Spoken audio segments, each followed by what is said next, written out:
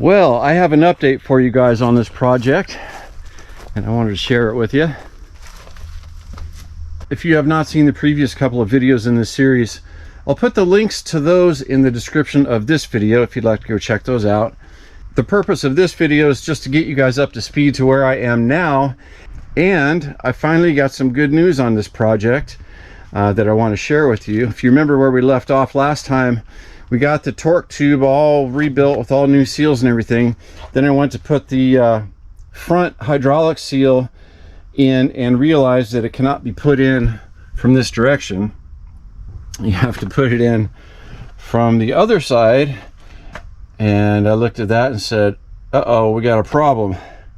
The front seal's right about there, give or take. It's pretty deep inside the bell housing.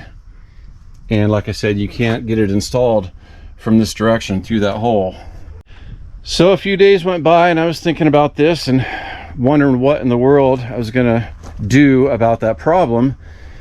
And then I started looking at this tractor from all different angles, figuring out what it would take to remove the bell housing, figuring out what it might take to remove the engine even, so we could get access to the seal from the front of the bell housing.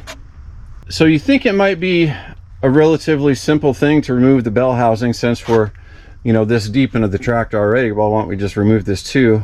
Well, the bell housing is secured to the frame rails here and here. You know, same thing on the other side. And there's also a couple of bolts that go this way to secure the engine to the bell housing. Those wouldn't be a big deal.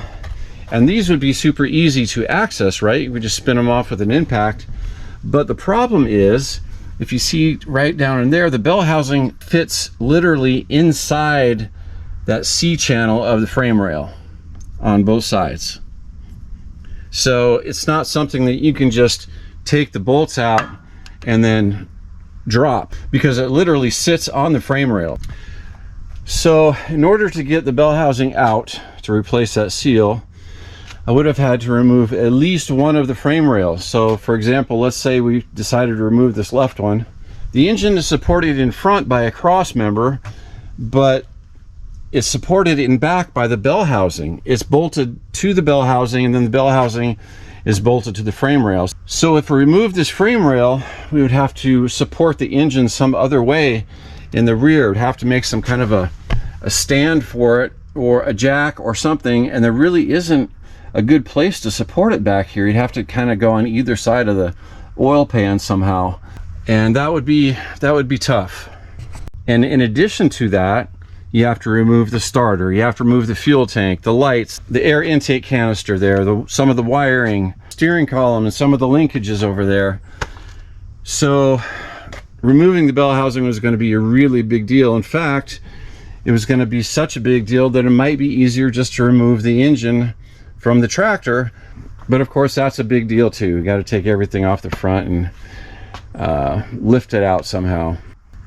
And when I was on my back underneath the tractor, I removed the inspection cover for the clutch housing and the bell housing and started looking up in that cavity.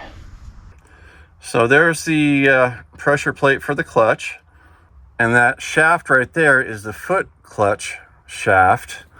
And then if you look up there, you can see the forks connected to that centerpiece that actuate the throwout bearing, which is right up in there, and that's what engages the pressure plate. Well, our seal that needs to be replaced is up inside that housing, right about in there. Now if you look, you can see two heads of two bolts right there. Well, those bolts hold in this piece of tin that's kind of like a sheathing that goes around the input shaft for the clutch shaft. But that sheathing assembly can be detached from this housing and pushed forward a little bit. Of course, this is an easy operation if you have the bell housing on the bench. At first I thought that's, you know, impossible because of where the forks are for the throwout bearing. They're right up against those bolts. You can't get the bolts out, and therefore you can't get that sheathing pressed forward. And then I thought, well, what if I actually engage the clutch? That will push the throwout bearing into the pressure plate. Those forks will move forward, right? And that might open up a gap. So I'm going to try to explain this with a diagram here. This would be a side view of all the stuff that we're dealing with here. We have the clutch pressure plate on the right, the throwout bearing in the middle, the clutch forks on the bottom, and we also have that piece of tin sheathing assembly or clutch shaft cover, if you will, underneath the throwout bearing.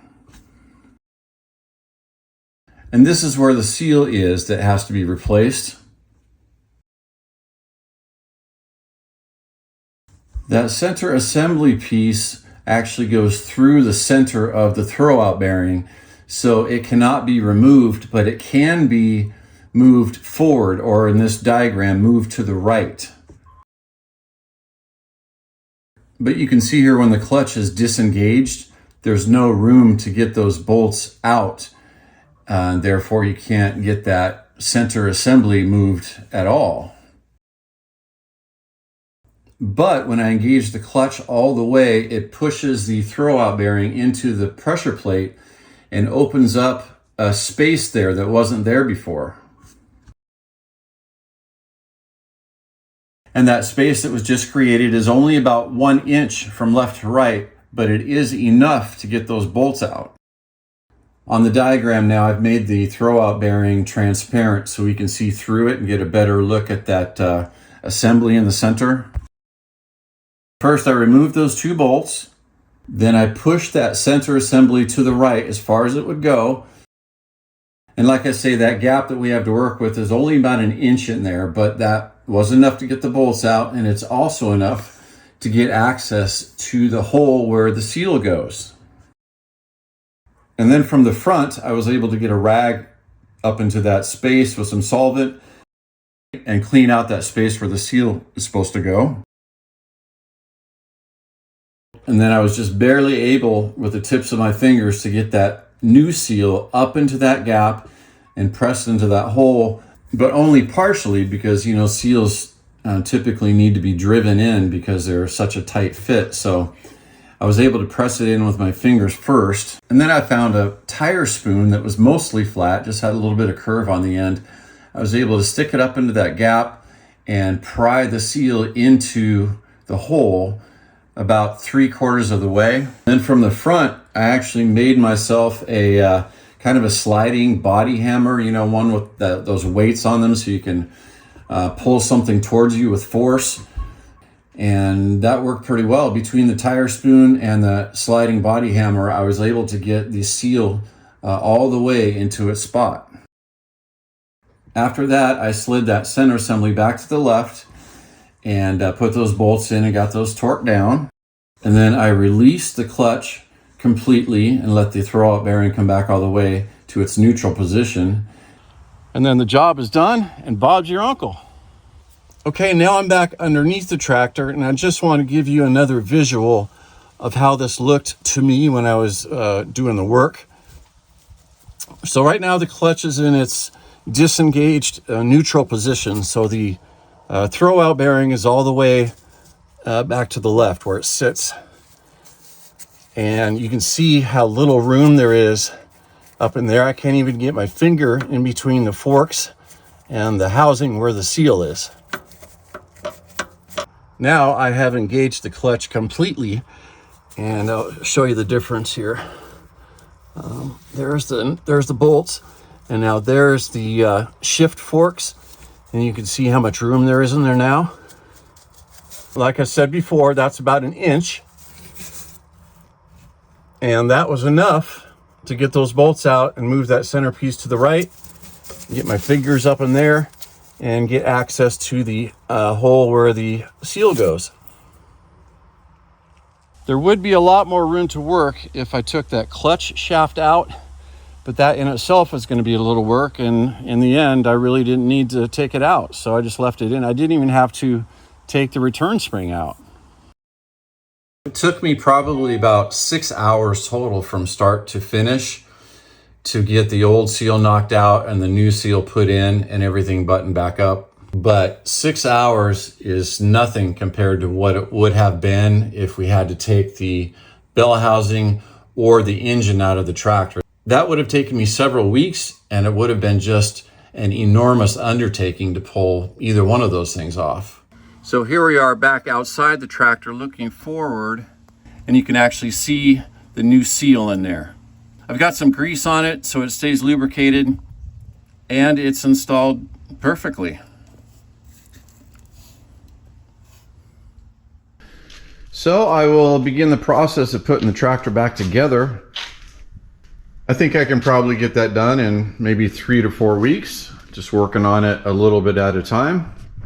I got pretty much the whole disassembly on video, so I'm not going to make you guys watch me put the thing back together. I'll just do that off camera and then bring you back for one final video in this series, and hopefully that will be when the tractor is completely assembled and fully functional. If you aren't already subscribed, please consider doing that. I would appreciate it, and hope to see everybody on the next video. Thanks for watching, take care, and we'll see you later.